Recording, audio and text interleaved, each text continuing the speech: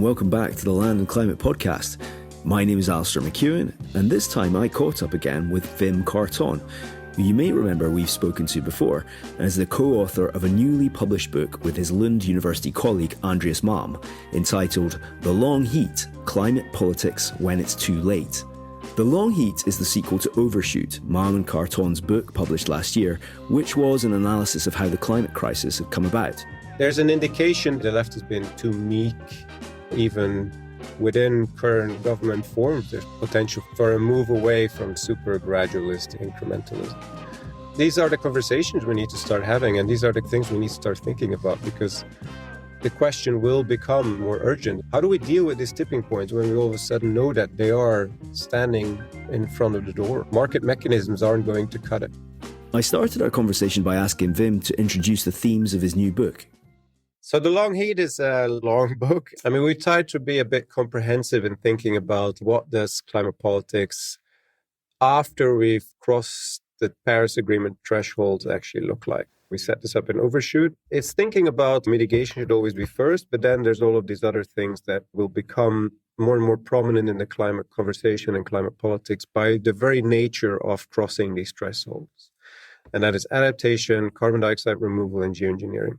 Now, the book is mostly about geoengineering and carbon dioxide removal. We have adaptation in there to make it complete, but it's just an introduction to the theme of how technology is being used within contemporary climate politics in a way. A very big theme is the whole conversation about tipping points and what that means for the carbon removal discussion and the whole returning from Overshoot conversation. We go through this very extensive field of tipping point science, talk about the problems with gradualism and how tipping points puts that into question.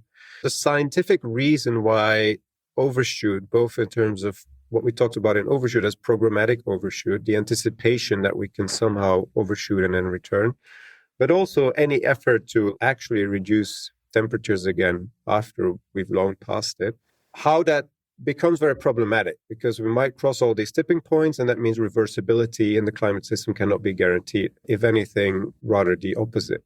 And we could talk more about what that means in terms of strategy later, but that's the scientific aspect of it. And then the rest of the book, in very many ways, is the political aspect of Overshoot and reversing temperatures, and the very many ways in which how technologies that are meant to do that, geoengineering and carbon removal, are set up, are not actually set up to help reverse temperatures. They're being set up to help prolong business as usual, to help offset emissions, to be used in conjuncture with continued oil and gas extraction.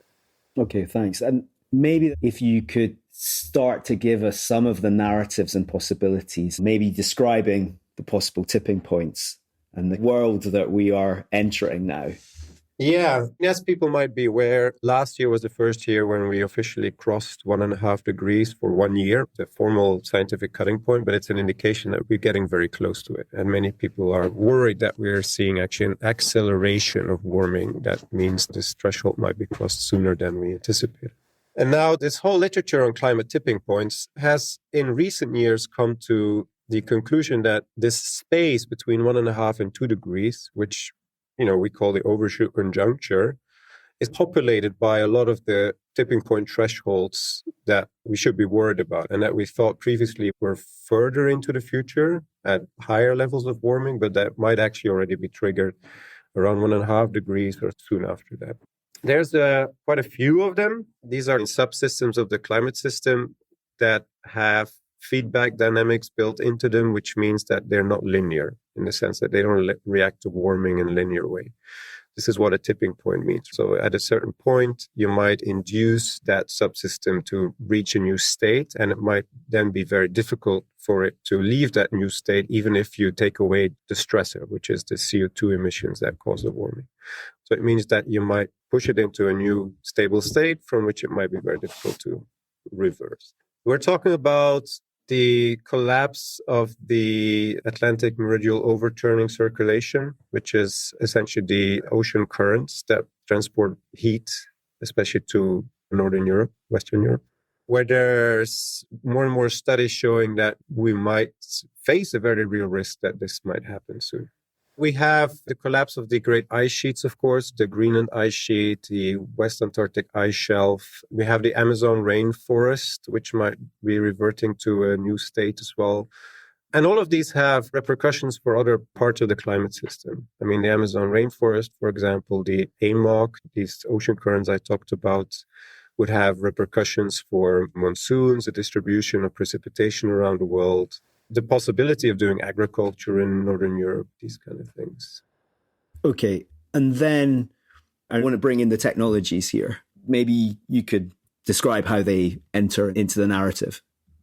The promise that is being made for how we can remove CO2 from the atmosphere builds on these technologies. So now we're talking about carbon dioxide removal. And the idea is that by using things like massive afforestation or bioenergy with carbon capture and storage or direct air capture or enhanced rock weathering, the whole catalog of technologies promise to do one thing, and that is to help us get to gigaton amounts of carbon removal that can be removed again from the atmosphere. And so we're very clear in the book that this is not hocus pocus, it's not witchcraft. These technologies absolutely do have the potential to remove CO2 from the atmosphere. The only problem is that none of them come for free. And if you really want to do it at the scales where they would have an impact on the climate system, you need to do it at massive amounts, which means that they would have some kind of demand on land, energy, minerals, some other resources in enormous amounts, because you're talking about gigatons. So for direct air capture, for example, you're talking about a massive amount of energy. For BECCS, you're talking about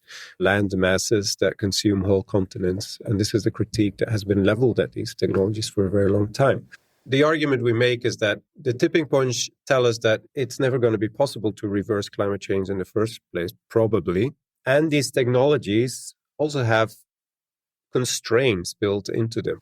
By the very nature of the demands that they put on resources, it means that you just can't imagine this in unlimited amounts. They're hemmed in by all kinds of material constraints. And so if you take those seriously, then it also means that the conversation becomes about what we should be using them for. And this is how we set up this critique of how very much everything that is currently being done with these technologies, by virtue of their use as a form of carbon offsetting, is to prolong fossil fuel extraction.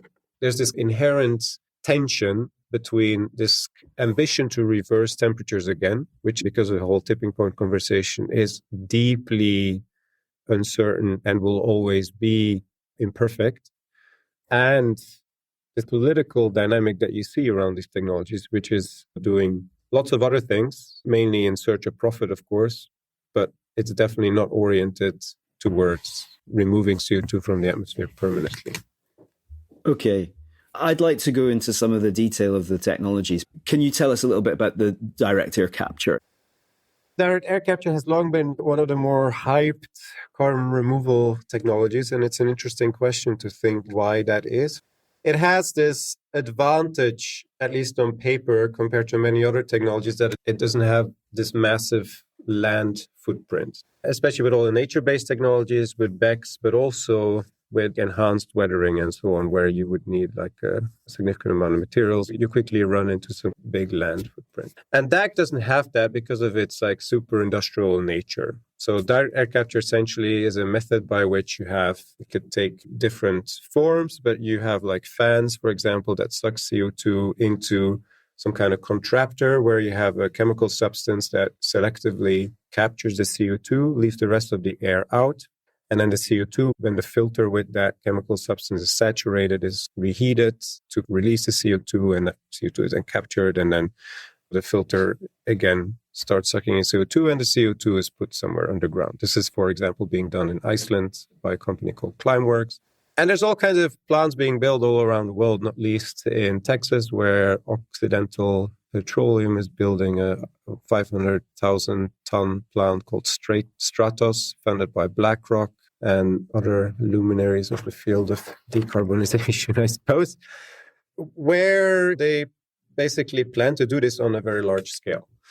Air capture has attracted a lot of funding, has attracted a lot of attention. Its main drawback, as we discussed quite extensively, is exactly its enormous energy needs. And a recent report by the Department of Energy in the US, I think, put the number of direct air capture startups in the world at something like 180 or something, right? So there's plenty of them. We shouldn't exclude the possibility that there'll be innovation and they might be finding ways to reduce the energy need. But it's hard to see how you could reach gigatons scales with this technology and energy poor methods. This is the pure engineering, the technical, the economic sides of it, I suppose. The direct air capture is super expensive as well at the moment. In Iceland, they cost like €1,000 per ton. There's lots of people saying they can bring it down, but at least it hasn't happened yet. But the really important and really interesting part is how it's being used by corporations and politicians, right? And how it's being talked about. And it's being talked about exactly as a lifeline for the fossil fuel industry. This is how Occidental Petroleum is directly marketing its investments in direct air capture. This is how ADNOC and lots of other oil and gas companies are marketing it. They're kind of using the promise of direct air capture as a way of saying like, hey, we're on top of this. And they're using the physical investments in it either to physically extract more oil and gas through enhanced oil recovery, as they do in Texas, or they sell it as offsets to companies like Microsoft, which is then using it to offset its increasing emissions from AI data centers and Azure cloud platforms.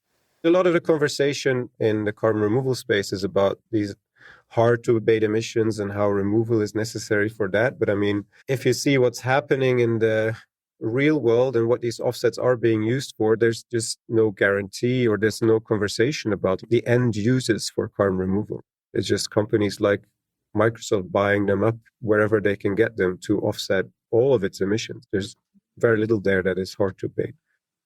So we've got a situation where removals technologies are being used to justify increased demand or increasing consumption, and at the same time to justify business as usual, almost to distract and not answer the underlying problems which are around constraining supply or freezing fossil fuel assets.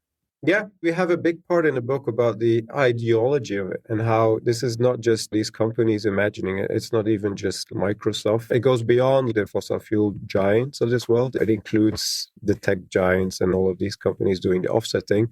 But it's much broader than that. There's an ideological commitment to carbon removal as a way of offsetting continued fossil fuel emissions that goes back all the way to the way these technologies were being imagined in the first place. I mean, from the very first scientists who imagined this, there's always been this idea that fossil fuels is not something we could do without, and therefore we need to do something else, and that something else is planting trees or whatever technological substitute you can come up with for it. That's a massive part of the rationale for this. And I think, at least for me, the main message in the book in this is to say that this is often talked about as some kind of, oh, yes, this is a risk, but we can manage it. Or it's a hypothetical scenario that these technologies will be used to delay emission reductions in the present. But it's built into how we've always thought about these technologies. From the Kyoto Protocol to these early scientific reports, it's always been there.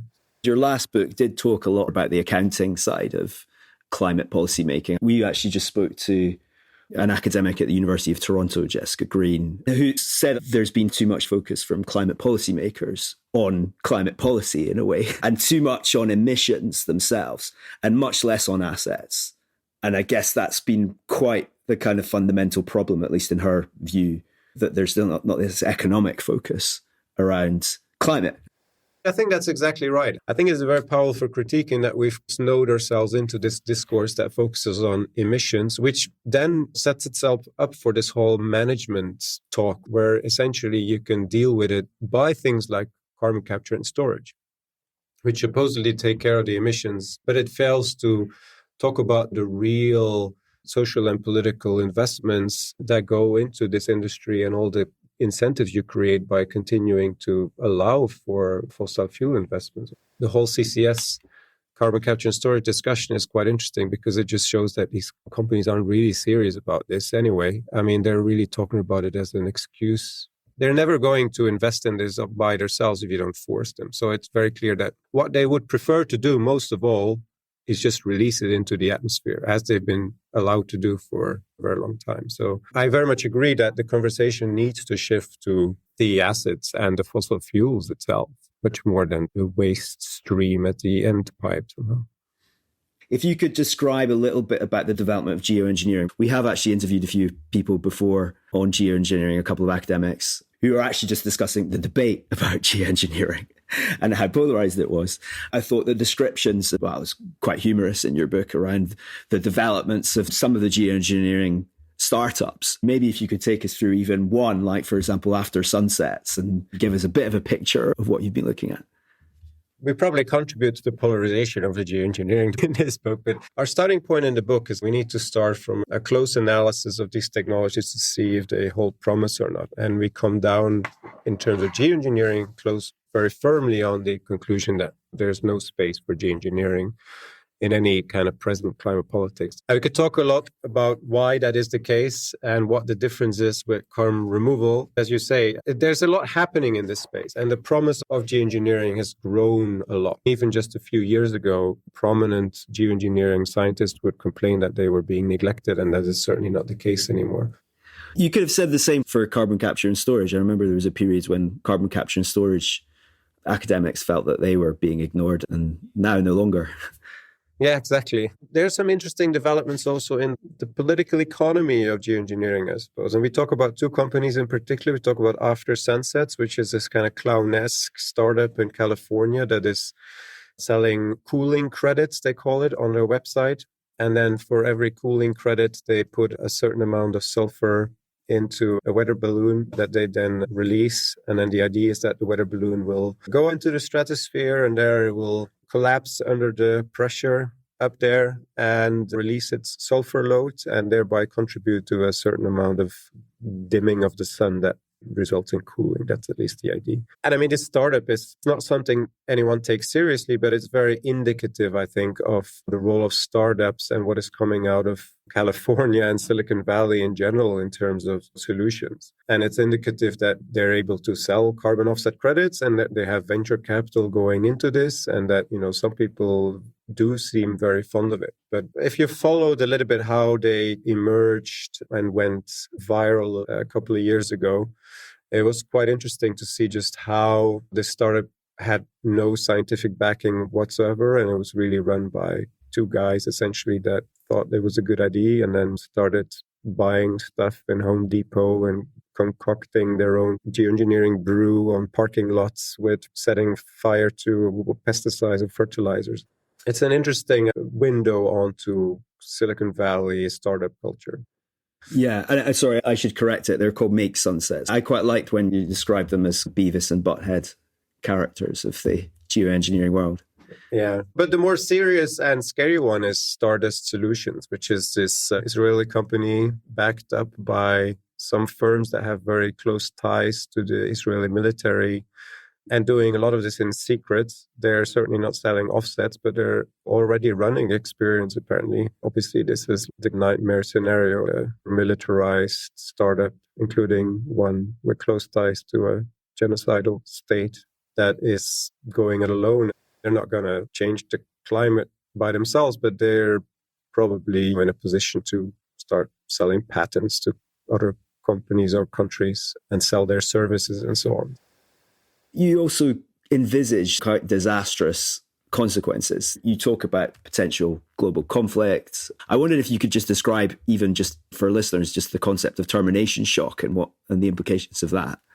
Our critique of geoengineering is built around three things. One of them is this idea of termination shock, and this is the fact that in the geoengineering literature, there's long been this concern that if you have a situation where we dim the sun with a sulfur curtain, essentially, while still continuing to pollute the atmosphere with greenhouse gases, you create a situation where the moment that for any reason, expected, planned or unplanned, your geoengineering program ceases to exist, then all of the warming that will have built up in the meantime, but has been blanketed by your geoengineering effort, will come back in one go. And this is the termination shock, in that all of that warming will roar back and make itself present.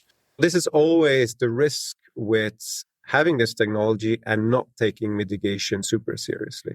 And as we claim or argue in the book, is that this is exactly the dynamic is likely to happen, because for the vast majority of the instances that we can imagine, the appeal of geoengineering is exactly to be able to continue with fossil fuel emissions for the time being. Emissions will continue to accumulate and suppressed warming will continue to grow. So the risk of termination shock is going to grow as well. This is in combination with the second effect, and this is all the side effects of geoengineering. So there's no doubt that geoengineering does have this kind of global average effect of being able to reduce temperatures on a very short timescale. The analog is volcanoes, the Pinatubo in the Philippines being the most famous one.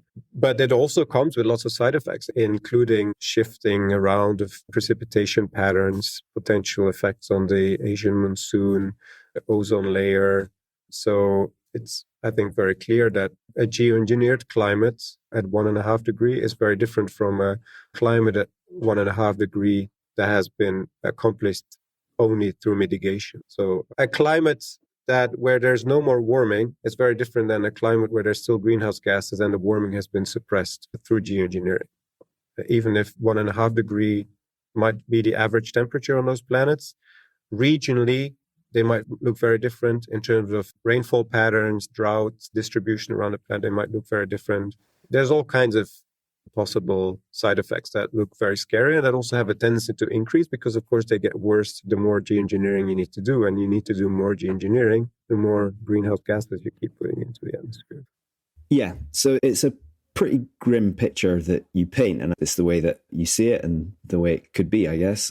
Moving on to where you see things in terms of any possible solutions, one of the things that you point to, and towards the end of your book, you're quoting Lenin when he says that revolution could come from anywhere. We're not quite sure where it could come. Is that significant? Can you explain that?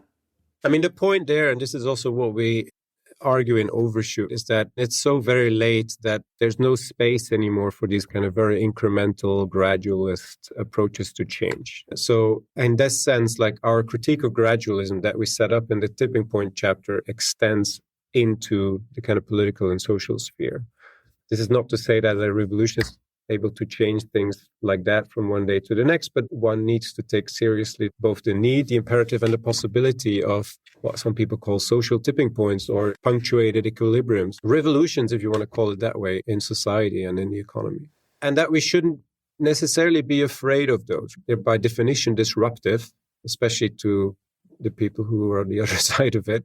So I don't want to romanticize them. But if one is serious about the fact that we are at a point in time where we're about to potentially cross tipping points that might lead to collapse of the ocean currents, that might, have extremely devastating consequences, either you're downplaying that or you have to be serious about the need to transform society in very fundamental ways. And that will have to go extremely fast. It's not something we could do over half a century. So then you're essentially talking about the need for more disruptive moments of change. It's just a matter of climate realism in its progressive sense, that this is the reality that we've been handed. And if we really want to avoid the risks that are facing us, then that is the conclusion you end up with.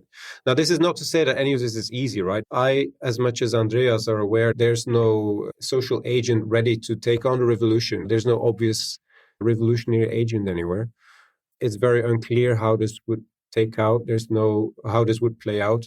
The indications in how politics are currently heading is certainly in the other direction. Of course, we're fully aware of this. But this doesn't take away the lessons of what actually needs to happen. How is, of course, the crucial question. And we have as little to say about that or as much as anyone else. That this is about praxis and it's about building movements. There's a part in your book where you say that as the world continues to heat, there will be just more and more opportunity and ripeness for revolutionary change.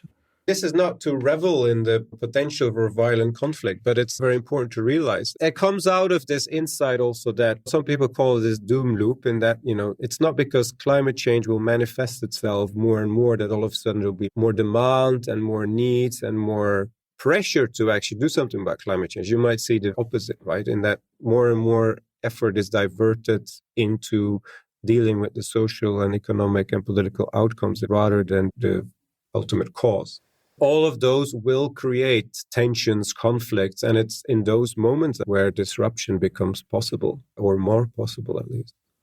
Okay, you reject incrementalism, or what you describe as incrementalism. Do you think current Western liberal democracies have any potential for change? If they did, what should they be doing? I think governments have lots of potential for change. Andreas in particular likes to talk about the case of Colombia, where they've actually tried to put in some limitations on new fossil fuel extractions.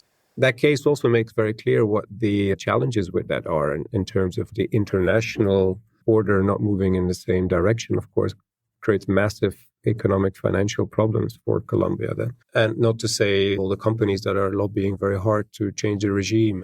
And in the election, probably going in the wrong direction soon. One person who has understood very clearly the possibilities of non-incremental change is Donald Trump. I don't want to glorify what he's doing, and it's super authoritarian and super problematic, but it's also mind-blowing the extent to which he can, at least for now, alter things in a moment like that. And I'm not saying you should do it the way that he does it, not at all, on the contrary, but there's maybe an underestimation on the left of the potential for more disruptive forms of change that would try to target the upper classes and people with all the wealth. You would obviously try and revert or reverse Trump's strategy in some way, right? But there's an indication the left has been too meek, even within current government forms. There's potential for a move away from super gradualist incrementalism. These are the conversations we need to start having, and these are the things we need to start thinking about, because the question will become more urgent. How do we deal with these tipping points when we all of a sudden know that they are standing in front of the door? Market mechanisms aren't going to cut it. Sure. And I think that's quite the interesting thing, which is I suppose there isn't really discussion about this at all. There is no debate. No, there is not. For now, I guess it works. It won't for much longer, I suppose. This is why the book hints at where change will need to come from, but we have no developed theory of change, or we have no concrete suggestions. And this is in part because we're reluctant to make it, because you easily end up simplifying things, and because we also think it's not necessarily our role as academics. It's super complicated, and it's not something we've managed to spend a lot of time on. But this is politically the conversation that we really need to start having. How do you outdo Donald Trump without being an authoritarian? I read Brett Christopher's review of your previous book, of Overshoot. One of the points he raises is that when policymakers around the world contemplate asset stranding, he gives this example that American politicians see rising fuel prices, angry voters, and it's just not a future that they can promote or actively bring about. I guess what you're saying in the book is that there might come a situation where that becomes possible.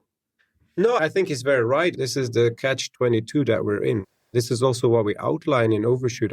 The real risk, because fossil fuels are so central to everything that contemporary capitalism is about, is that you create some kind of massive financial crisis. And I'm happy to revel in the implications of a financial crisis for the financial classes. But obviously, financial crisis always has negative consequences for working people and everybody without assets, of course.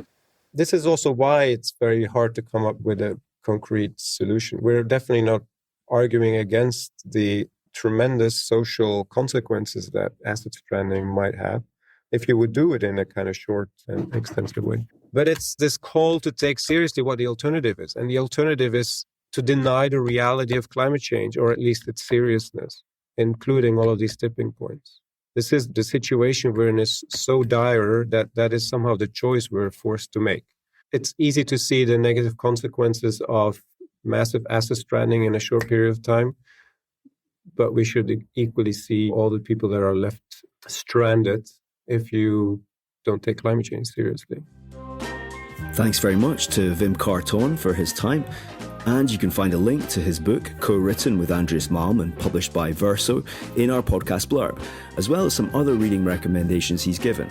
If you are interested in the themes raised in our chat with Wim, do also look at our podcast archive and in our blurb, where we've linked the previous conversations I had with Wim and also with Andreas Malm.